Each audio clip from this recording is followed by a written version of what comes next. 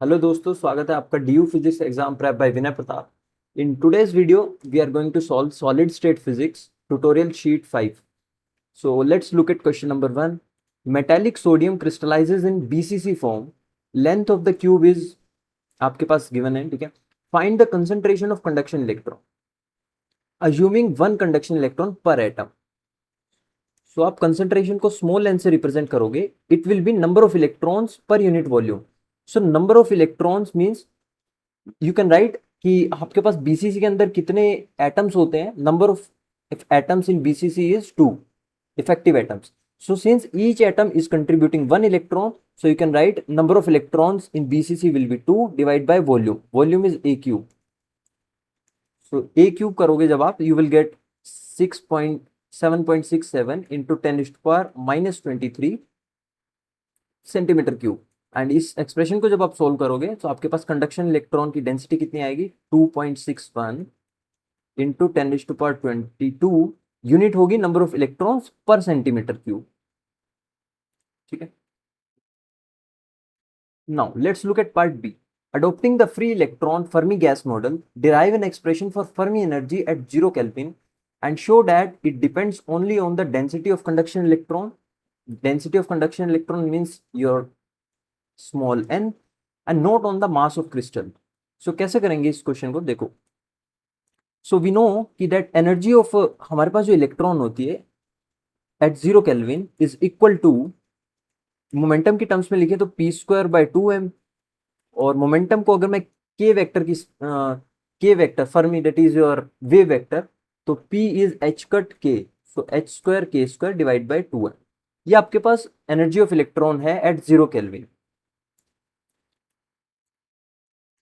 Okay. And अगर मैं Fermi energy की बात करूं, so E Fermi that is Fermi energy will be equal to h² k² f. So this wave vector becomes Fermi wave vector divide by 2m.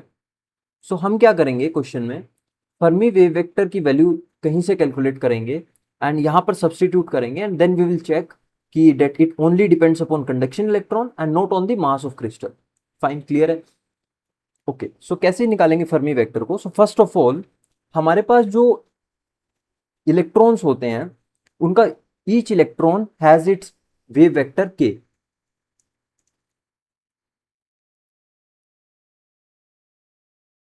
So each electron has its own wave vector and we can plot this wave vector in k space, and in k space number of allowed states will be inside a small cube. अगर हम एक small cube assume करें k space के अंदर, so small cube का volume कितना होगा, so volume of, you can write volume of each state will be simply equal to 2 pi cube divide by volume. ये आता कहां से आपके पास, इट कम्स जब आपके पास आप 3 डायमेंशन के अंदर वॉल्यूम निकालते हो ईच स्टेट का. सो वो होता है 2 pi by L, 2 pi by L into 2 pi by L X Y and Z में. सो जब आप इनको मल्टीप्लाई करते हो you get 2 pi cube and L cube is volume. ठीक है. So this is the volume of each state. अगर हम के स्पेस की बात करें, सो जो हमारे पास टोटल स्पेस है उसको हम एज्यूम कर सकते हैं कि जो हमारे इलेक्ट्रॉन्स की फिलिंग है वो एक स्फीयर फॉर्म करती है and the radius of that sphere is your Fermi wave vector. So this is the radius of sphere formed by filling up of electrons, and volume of this sphere, that is the total volume,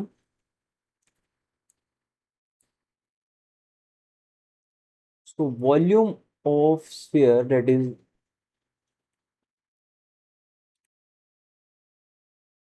Fermi sphere, will be simply the volume of 4 by 3 pi r. R is the radius is kf, 4 by 3 kf cube. So the total number of states will be, total number of states, total volume is this much and volume of each state is 2 pi cube divided by v. So you divide total volume, that is 4 by 3 pi kf cube divided by volume of each state, that is 2 pi cube divided by v. Fine. So let's write 4/3, इसको थोड़ा सा सही form में लिख लेते हैं। v numerator में आ जाएगा आपके पास एंड डिनोमिनेटर में आपके पास रहेगा 2 pi cube. Okay, so these are the total number of states and we know that according to Pauli exclusion principle हमारी each state के अंदर कितने इलेक्ट्रॉन आ सकते हैं according to Pauli principle. Each state can have a maximum of 2 electrons. So according to Pauli exclusion principle, simply you can write each state can have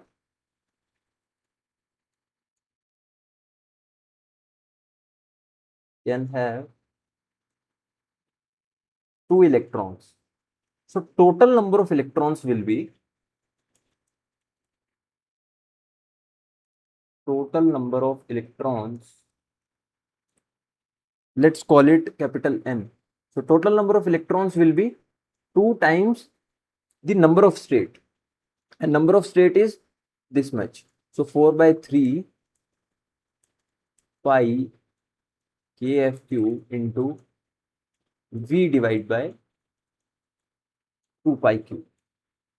ठीक है.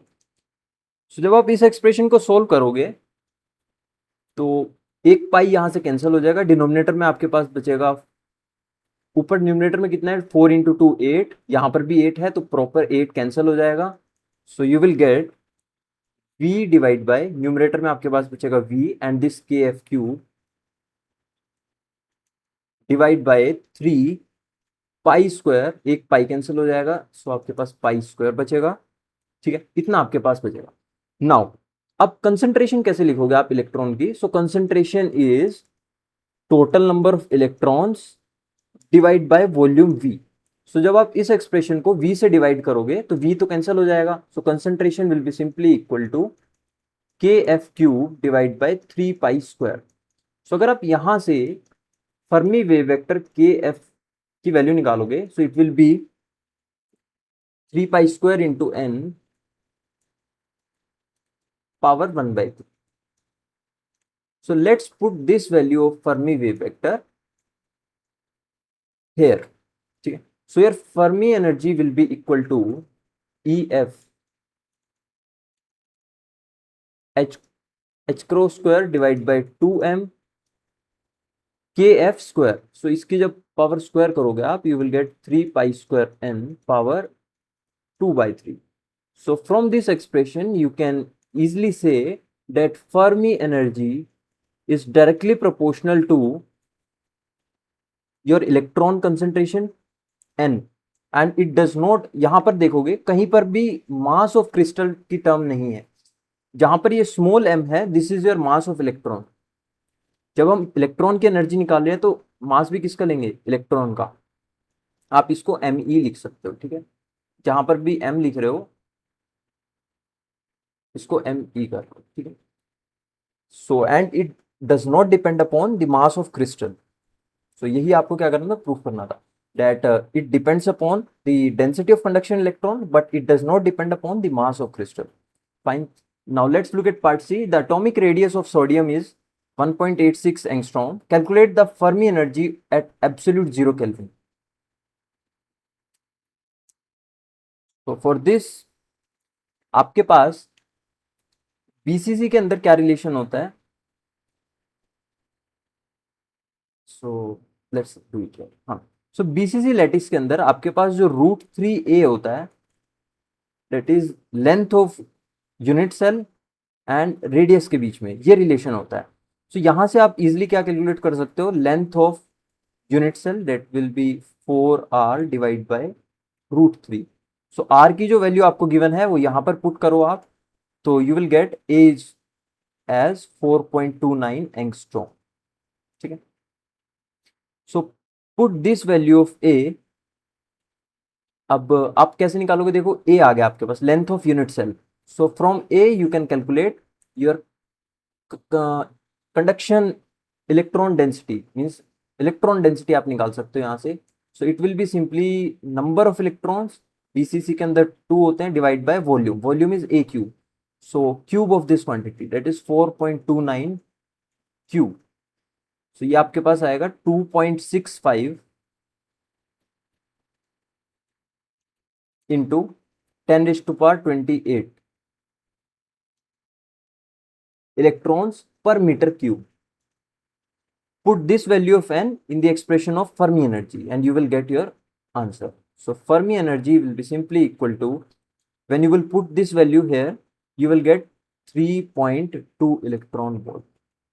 H cut की value रखोगे आप, मास ऑफ इलेक्ट्रॉन रखोगे 9.1 into 10⁻⁻31 kg, पाई की value आपको पता है, h क्रॉस स्क्वायर की वैल्यू आपको पता है, answer will be. Now let's move on to next question. So in question number 2,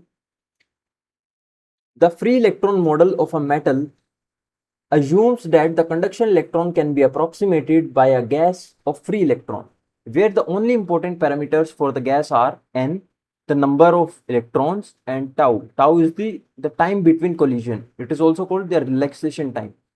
Show that in this model, the electrical conductivity of metal can be expressed as this. Estimate the पहले part A करते हैं, ठीक है, then we will come to part B.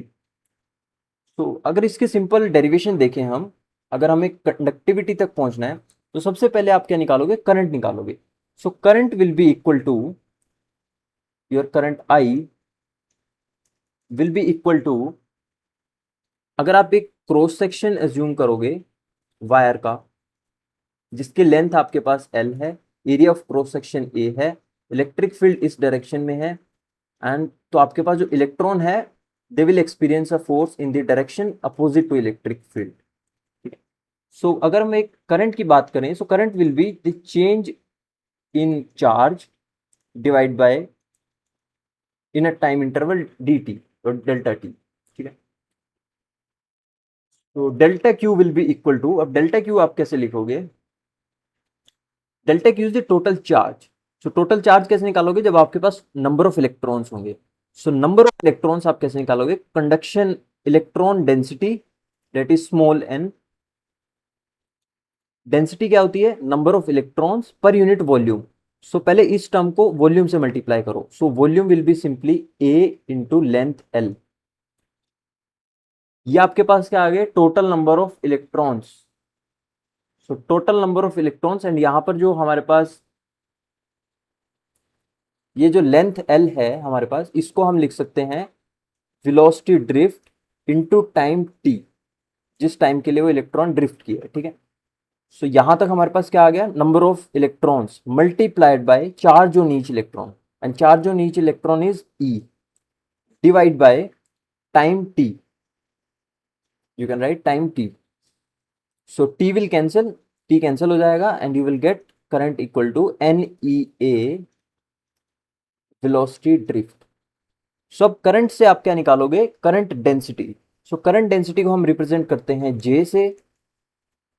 J will be simply equal to I by A. So जब आप इसको A से divide करोगे you will get NE velocity drift. यहां पर कुछ लोग Q लिखते हैं पहले, एंड देन फिर Q की वैल्यू -E पुट करते हैं, तो आप भी ऐसे ही करो, यहाँ पे माइनस साइन लगा लो. Charge on each electron is -E, so your current density will be -NE velocity drift. यहां तक क्लियर है. उसके बाद अब करंट डेंसिटी और इलेक्ट्रिक फील्ड के बीच में क्या रिलेशन होता है, मतलब एक ऐसा एक्सप्रेशन हमें लिखना है जो करंट डेंसिटी J को conductivity sigma into electric field. ठीक है, so J is sigma E. So अगर यहां से आप कंडक्टिविटी निकालोगे, so sigma will be simply equal to J that is -NE velocity drift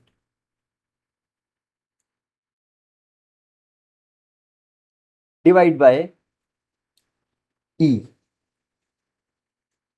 अब आपके पास जो वेलोसिटी ड्रिफ्ट होती है, आप ये इसका डायरेक्ट एक्सप्रेशन यूज कर सकते हो, वैसे सिंपल है कैलकुलेट करना. That velocity drift will be simply equal to length L divide by relaxation time tau. ठीक है, एंड जब आप लेंथ L कैलकुलेट करोगे, length L will be equal to 1 that is half E by m tau square divide by this tau. So यहां से आपकी velocity drift कितनी आएगी, half E into tau divided by m. So put this value of velocity drift here. So your expression will become n e into e square हो जाएगा. So n e square tau divided by n e square tau divided by e cancel हो जाएगा and denominator में कितना बचेगा 2m. This is your conductivity, n e square tau divided by m. ये 2 का factor extra आ रहा है, इसको थोड़ा सा देख लेना गाइस कहीं पे, ठीक है, प्लीज चेक कहाँ पर मिस्टेक हुई, क्योंकि हमने एक similar type of question PYQ के अंदर भी डिस्कस किया था. Please check this factor.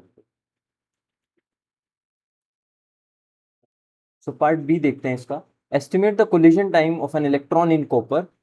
The resistivity of metal is 1.7 into 10 to the minus 6 and atomic density of copper is 8.5 into 10 to the 22. Assume each copper atom contribute 1 electron. तो कैसे निकालोगे आप collision time? For part B, you are given resistivity rho as 1.6, 1.7 into 10 to the power minus 8 metre में convert कर लेते हैं इसको. And आपके पास कंडक्शन डेंसिटी गिवन है, that is 8.5 into 10 to the power 8 पर मीटर क्यूब. ठीक है, you have to find the collision time. So पहले हम क्या करते हैं, रेजिस्टिविटी से कंडक्टिविटी निकाल लेते हैं. Conductivity is reciprocal of resistivity. जब आप इस टर्म का आप रेसिप्रोकेट करोगे इसको, you will get 5.88 into 10 to the power 7. Now from this expression कि हमारे पास जो कोलिजन टाइम होता है that will be sigma m divide by n e square. अगर आप ये 2 का फैक्टर थोड़ी देर के लिए इग्नोर करो, लेट्स से कि हमारे पास जो कंडक्टिविटी का रिलेशन है वो कितना आता है, n e square tau divide by m. तो यहाँ से रिलैक्सेशन टाइम कितना आएगा, m into sigma divide by n e square. So sigma into m divide by n e square. तो सिंपली आपको यहाँ पर वैल्यूज पुट करनी है. 5.88 into 10 to the power 7 into mass of electron 9.1 into 10 to the power minus 31 divide by density 8.5 into 10 to the power 28 multiply by charge on each electron 1.6 into 10 to the power minus 19 coulomb and its square. ध्यान रखना कि सारी units आप ऐसा units में put करना. ठीक, अगर मास केजी में है तो ये जो कंडक्टिविटी है इसकी यूनिट मीटर में होनी चाहिए. ठीक है, everything has to be in same unit. So your relaxation time will come out to be 2.5 into 10 to the power minus 14 second. This is your answer.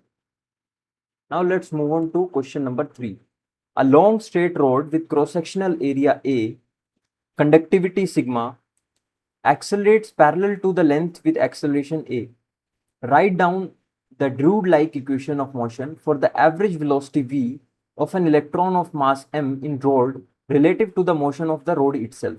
Show that in the absence of an external field, there is a steady solution that corresponds to a current I is equals to a sigma divide. यहाँ पर small a आएगा, यहाँ पे question में correction है. ये जो mode के अंदर लिखा हुआ है ये एक्सेलरेशन है आपका, क्योंकि हमारे पास जो कैपिटल ए है वो क्या, cross sectional area, and area is a scalar quantity, तो उसका तो आप वेक्टर साइन नहीं लगाओगे. So show that in the absence of an external electric field there is a steady state solution this and flowing in the wire assuming that there is no loss in the wire. So अगर आप electron पर focus करें, basically आपके पास scenario क्या है, एक road है आपके पास, वो एक्सेलरेट कर रही है, तो उसके अंदर जो इलेक्ट्रॉन्स होंगे अगर आप उन पर फोकस करोगे, sir if the road is accelerating, that means the electrons will experience a pseudo force in the opposite direction, and direction of pseudo force will be opposite and magnitude will be, so pseudo force F will be minus sign denotes the negative direction into mass of that particle. So mass of electron into acceleration of non inertial frame. So acceleration will be जिस acceleration के साथ वो road move कर रही है, ठीक है. So this is the pseudo force. So your Drude equation will become mass into acceleration, that is dv by dt, is equal to into that is the negative direction में जो आपके पास force लगेगा, that is minus ma, and आपके पास यहाँ पर एक extra term आती है, that is mv by tau. This term comes from the damping due to collision. इसका मतलब क्या होता है मैं अभी बताता हूँ आपको. डैम्पिंग ड्यू टू कोलिजन, देखो जब रोड के अंदर इलेक्ट्रॉन अपोजिट डायरेक्शन में मूव करेगा तो उस अपोजिट डायरेक्शन में वो इलेक्ट्रॉन वहां पर जो आयंस हो गए उनके साथ कोलाइड करता है. So the electron experiences a drag force, ठीक है. एंड वहां से क्या आता है हमारे पास, ये ड्रैग फोर्स से हम क्या निकालते हैं, डैम्पिंग निकालते हैं. It is a basically a kind of force. Fine. तो इसको थोड़ा सोल्व करते हैं. अगर आप m को दोनों साइड से कैंसिल कर दोगे, so you will gate dv by dt is equal to minus a into minus v by tau. नाउ अब यहां पर एक स्टेट आती है, स्टेडी स्टेट. क्वेश्चन में गिवन है there is a steady state solution. So steady state का मतलब क्या है, जब वो इलेक्ट्रॉन ड्रैग फोर्स को फील करता है तो एक टाइम ऐसा आएगा जब वो सूडो फोर्स और ड्रैग फोर्स दोनों इक्वल हो जाएंगे, ठीक है. Means this term becomes equal to this term, means आपकी जो राइट हैंड साइड है वो आपके पास जीरो हो जाएगी. It means minus a minus v by tau, this term is equal to 0. So your acceleration will be from here, acceleration आपके पास कितना आएगा, माइनस v by tau. तो अगर यहां से आप velocity of electron निकालोगे तो it will be minus a into tau. This is your velocity of electron inside the rod. अब हम चलते हैं करंट डेंसिटी पर. तो current density sigma, not sigma, current density small J. तो ये किसके इक्वल होती है, minus N E into velocity.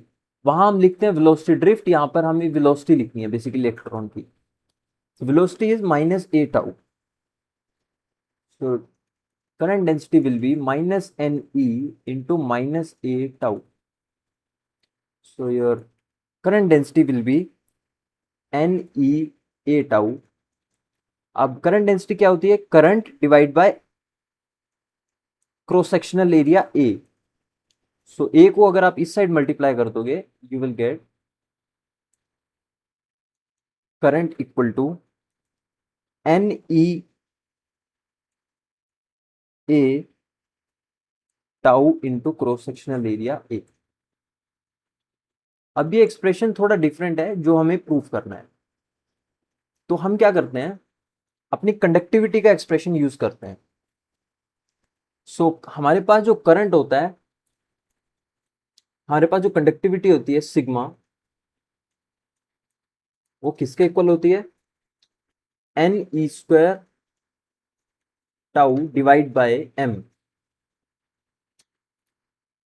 सो अगर मैं यहां से एन ई टाउ इसकी वैल्यू निकालू, N E into tau, so N E tau will be equal to sigma M divide by E. एक ई को मैं यहां पे डिनोमिनेटर में भेज देता हूं. So let's put n e tau equal to sigma m here. So your current will be A, that is cross sectional area A into sigma m divide by E into your acceleration. आपके पास एक acceleration बचेगा, ठीक है. So your I, that will be current equal to A sigma m divide by E. And आप इसको magnitude of acceleration को ऐसे लिख सकते हो कि ए वेक्टर का मैग्नीट्यूड. तो यही आपको प्रूफ करना था, ठीक है. देखो a sigma m divided by e into magnitude of acceleration. Fine. Now let's move on to next question. Question number 4. So derive the expression for the pressure of electron in metal in terms of its Fermi energy EF। तो यहाँ पर हमें use करना है density of states का। सो हमारे पास जो इलेक्ट्रॉन्स होते हैं मेटल्स के अंदर, they are basically free electron, they behave as free electron gas, and at 0 kelvin all electrons are filled in lower energy state. हमारे पास जो 0 केल्विन होता है, सारे इलेक्ट्रॉन्स कहाँ फील होते हैं? लोअर एनर्जी स्टेट पे। सो फॉर 3 डायमेंशन हमारे पास जो डेंसिटी ऑफ स्टेट्स होती है, we represent it by GE से रिप्रेजेंट करते हैं। एंड इसका फॉर्मूला क्या होता है हमारे पास? V divide by 2 pi square into 2m divide by h cross square power 3/2 into E power 1/2। So first of all हम डेंसिटी ऑफ स्टेट्स से टोटल नंबर ऑफ स्टेट्स निकालेंगे। So for total number of states, total number of states will be equal to, and let's call it capital N. So total number of states will be integration of density of states, that is integration of density of states GE from 0 to EF। ठीक है। सो अगर इस expression के अंदर आप देखोगे तो यहाँ पे सिर्फ E इस टर्म का इंटीग्रेशन होगा। सो E की पावर 1/2 इसका जब आप इंटीग्रेशन करोगे तो आपके पास आएगा, ये टर्म तो सेम आएगी, that is V by 2 pi square 2m divide by h cross square power 3/2। इसका जब आप इंटीग्रेशन करोगे तो लिखोगे आप 3/2 सामने आएगा, एंड EF का हो जाएगा EF पावर 3/2। ये हो गया हमारे पास total number of states. Let's find the total energy. So total energy will be total internal energy using your density of states। So total internal energy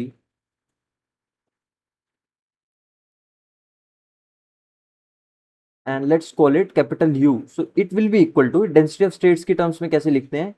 E into density of states GE integration over DE, again from 0 to EF। तो जब आप यहाँ पे density of states का expression put करोगे तो E power 1/2 into ई, तो कितना हो जाएगा? E की पावर 3/2। तो अगर मैं इसको सिर्फ इंटीग्रेशन की फॉर्म में लिखूं and constant, let's say constant आपके पास यहाँ आएगा, तो आपका जो इंटीग्रेशन होगा वो अब E की पावर 3/2 का इंटीग्रेशन होगा। तो जब आप E की पावर 3/2 को इंटीग्रेट करोगे तो आपके पास कितना आएगा? E पावर 5/2, एंड वो डिनोमिनेटर में वो रेसिप्रोकल लिखोगे आप, constant factor, that is your, कितना आएगा इसका? 5/2, सॉरी 5/2 आएगा। तो 5/2 का जब आप रेसिप्रोकल लिखोगे तो you will gate 2/5 into EF power 5/2 into this constant term, that is V by 2 pi square into 2m divide by h cross square power 3/2। So ये है आपके पास टोटल इंटरनल एनर्जी, ये है total number of states. So let's find the ratio. सो अगर आप u को n से डिवाइड करोगे तो ये वाली टर्म तो पूरी कैंसिल हो जाएगी। यहां पर है E पावर 5/2, एंड इसके जब आप डिनोमिनेटर में लिखोगे यहां पर EF 3/2, तो सिर्फ कितना बचेगा यहाँ पे? EF बचेगा। ठीक है। एंड जब आप इस एक्सप्रेशन को सोल्व करोगे, डेट इज 3/2 एंड 2/5, तो आपके पास कितना आएगा? तो कुछ गड़बड़ है वहाँ, शायद हमने यहाँ पे गलत लिखा है, यहाँ पे गलत लिखा है। जब आप EF पावर 3/2 आएगा तो उसके नीचे आप लिखोगे 3/2। तो सॉरी, हाँ ये यहाँ पे गलती है, ये 3/2 नहीं होगा, ये 2/3 होगा।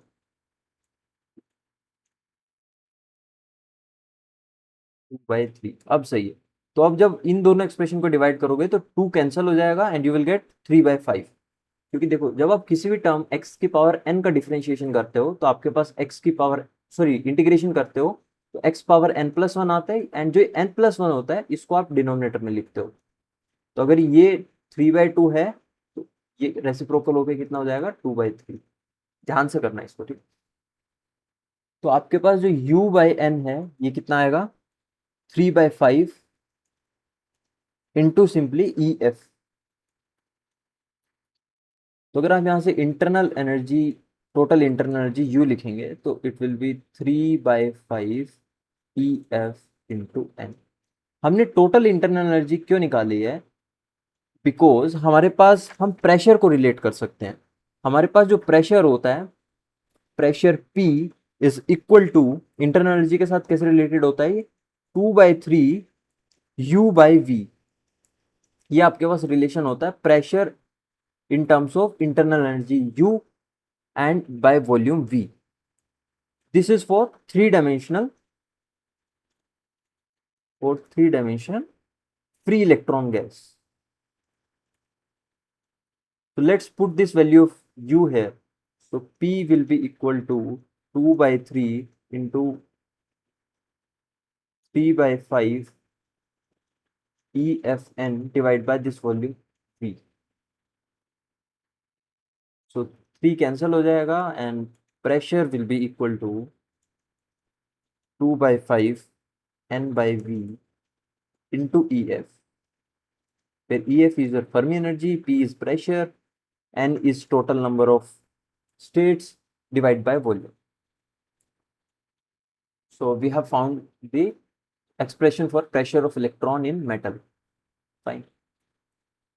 Now let's move on to question number 5. So in question 5, a metal has n ions with one free electron of mass m per each ion. मतलब एक जो आयन है उसके पास एक फ्री इलेक्ट्रॉन है जिसका मास m है हमारे पास. Assume that the dielectric constant of the metal to be epsilon 0. This free electron gas is subjected to an alternating electric field of frequency omega of the form E equal to E0 exponential minus I omega t. Find the equation of motion for each electron taking a damping force that is proportional to their velocity. Damping force ये वही है जो हमने question number 3 में use किया था. इसका form होता है -mv divide by tau. Is the relaxation time, where tau is relaxation time, find the steady state solution. तो हम वापस से क्या करेंगे, अपनी स्टैंडर्ड ड्रूड इक्वेशन लिखेंगे. एंड स्टैंडर्ड ड्रूड इक्वेशन हमारे पास क्या थी, date m dv by dt is equal to force. So force is your, that is minus e. Force किसके इक्वल होता है, QE, force experience by electron, minus your this damping term, that is minus mv divided by tau.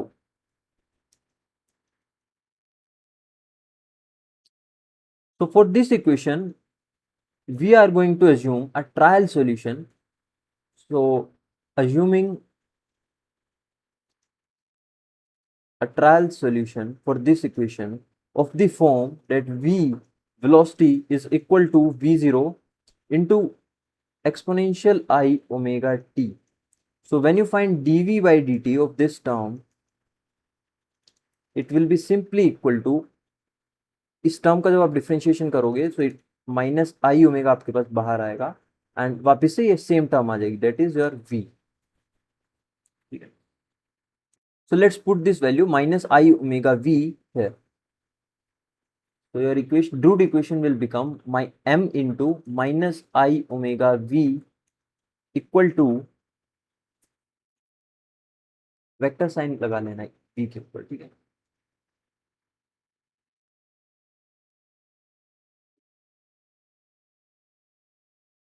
Equal to minus EE electric field and minus mv by tau. So if I bring this term on the left hand side and take v common, so you will get minus mi omega from here and plus v by tau, sorry, plus m by tau, and v हमने common ले लिया है, is equal to minus e. So अगर मैं यहाँ से v calculate करूँ, that is velocity of electron, it will be equal to minus e divide by minus m omega, mi omega plus m by tau. अब आपके पास ये electric field है, इसका एक्सप्रेशन गिवन है क्वेश्चन में, that it is equal to E0 exponential I omega t.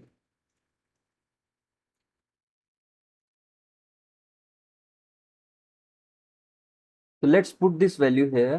So your velocity V will become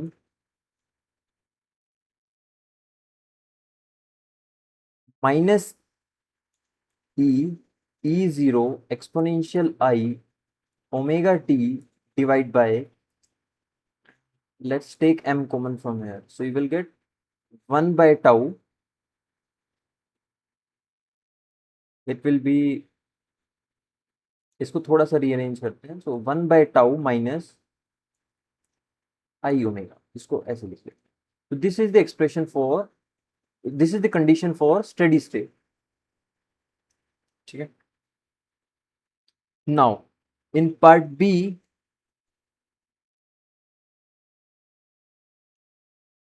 express the conduction current density corresponding to the motion of n electrons per unit volume in metal.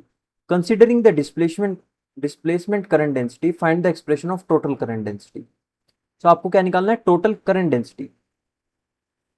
तो आपके पास जो total current density होती है, किसके equal होती है?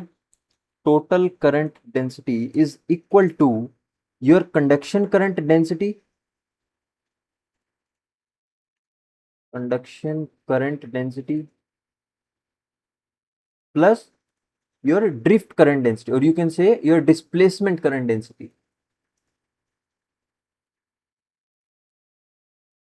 Displacement current density, इसको हम कैपिटल J से रिप्रेजेंट करेंगे. Conduction current density will be simply JC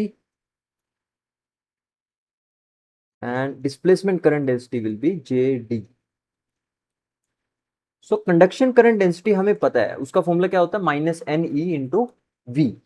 so let's find the displacement current. So displacement current हमारे पास कितना होता है?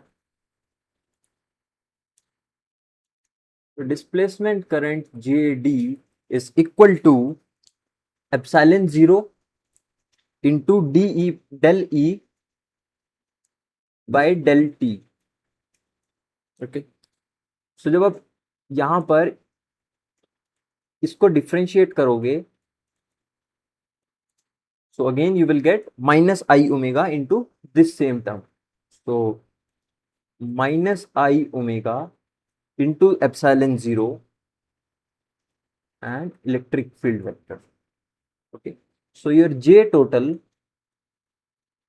capital J, let's write it capital J, सिर्फ capital J लिखते हैं, is equal to your conduction current density. and conduction current density किसके equal होती है? Minus NE into V. सो V का एक्सप्रेशन हम यहां से लिखेंगे ये.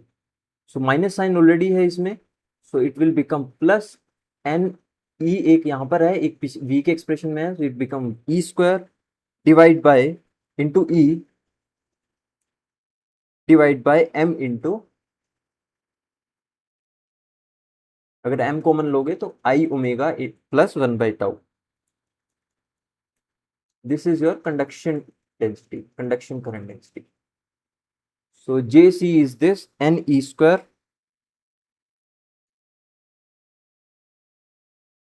E divide by M into 1 by tau minus I omega plus this term. So minus I omega epsilon 0 into E. इसमें कंफ्यूज मत हो जाना, एक है एप्सिलॉन 0 जो कि ड्रिफ्ट, यहाँ पे डिस्प्लेसमेंट करंट डेंसिटी में जो मैंने ये E0 लिखा है, this is epsilon 0 and this is E0. तो दोनों को थोड़ा डिफरेंट लिखना, कंफ्यूज मत हो जाना. तो this is your total current density. Fine. Now let's come to part C. In part C, what are the expression for AC conductivity in the limit omega tending to 0 and infinity? So you have to find conductivity. So it is easier to find conductivity if you have current density. We know that current density J is equal to sigma E. So if I want to find current density, sorry, this conductivity will be simply equal to current density divided by E. ठीक है, and यहाँ पर जो हमारा J होता है, this is your conduction current density, that is JC. So you have to only divide this expression by electric field E. Okay, let's put minus sign. So ये बस न्यूमरेटर वाली टर्म कैंसिल हो जाएगी. So your conductivity will be NE square divided by M into 1 by tau minus I omega. And you can write that your conductivity is a function of frequency omega, because we have to find for two different values, that is when omega is tending to 0. So जब omega tend to 0 होगा तो ये tau कहाँ चला जाएगा, numerator में. So your conductivity for omega tending to 0 will be NE square tau divided by M. ये term 0 हो जाएगी. And for second point, that is omega tending to infinite. तो जब ये टर्म इन्फाइनाइट की तरफ टेंड करेगी, so this term will become very small. जब ये टर्म इन्फिनिटी की तरफ टेंड करेगी, this term 1 by tau will be very small as compared to this term. So in that case, your sigma when omega tends to infinite will be NE square. ये term almost tending to 0 हो जाएगी. So minus IM omega. So minus IM omega. These are your answers. Why they are calling this term as AC conductivity? Just because it is depending upon frequency. ठीक है, क्योंकि इसके अंदर frequency dependence है. Now let's come to part D.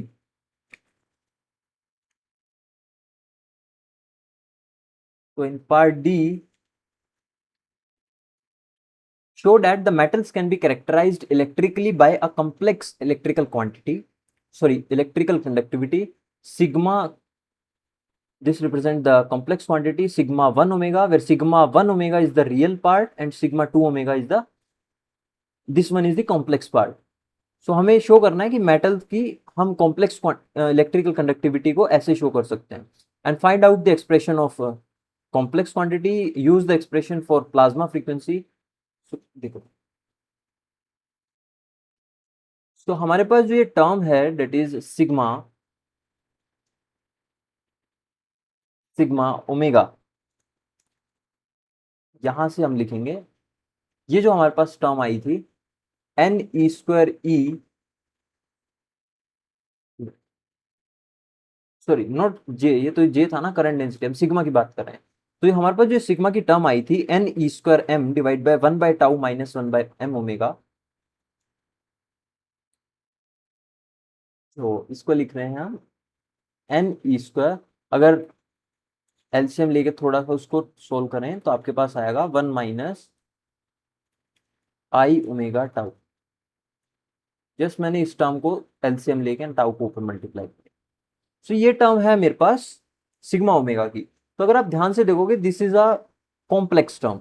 तो इसको हम अभी हमें डिनोमिनेटर में है तो इसको क्या करेंगे, इसके कॉम्प्लेक्स कॉन्जुगेट से मल्टीप्लाई कर देंगे and so your sigma will B complex. So 1 plus I omega tau divide by 1 plus I omega tau. तो जब आप न्यूमरेटर में इसको ऐसे लिखो that NE square tau into 1 plus I omega tau divide by M, and A minus B into A plus B is A square plus B square. So A square is 1 plus B square. So B square करोगे तो आपके पास आएगा omega square tau square. एक minus sign आएगा लेकिन iota square कितना होगा, -1, तो वो प्लस हो जाएगा. सो इसको ब्रेक करके लिख लेते हैं. N E square by M को पहले 1 से मल्टीप्लाई करेंगे, मतलब इस पूरे टर्म को N E square by M into this now this is a real term. So एक बार 1 से मल्टीप्लाई करेंगे and then imaginary, just sigma 1, and basically आपको real part and imaginary part की फॉर्म में इसको लिखना है.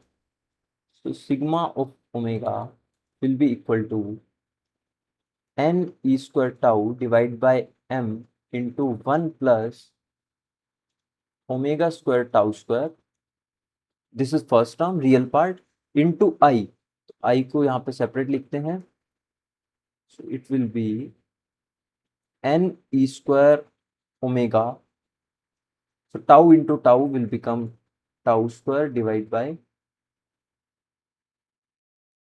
m into 1 plus omega square tau square.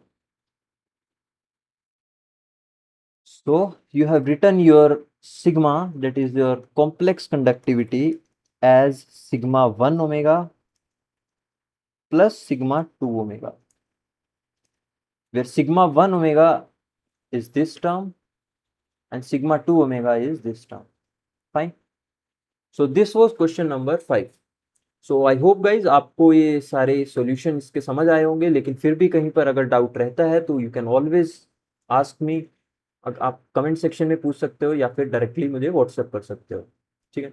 So thank you for watching this video and I hope कि आप लोगों ने चैनल को सब्सक्राइब कर दिया होगा अभी तक। अगर नहीं किया है तो please do subscribe this channel and please share this video with your friends. इस चैनल पर आपको PYQ के सॉल्यूशन भी मिल जाएंगे, जस्ट प्लेलिस्ट सेक्शन में जाइए एंड वहाँ पे थंबनेल में, कैप्शन में, मैंने दोनों में मेंशन किया हुआ है कि PYQ सॉल्यूशन आपको उस वीडियोस में मिल जाएंगे, ठीक है। सो एग्जाम की तैयारी अपनी अच्छे से करते रहिए एंड कोई भी डाउट आता है you can always ask me. Okay, so thank you for watching this video, bye bye, take care, मिलते हैं आपसे नेक्स्ट वीडियो में।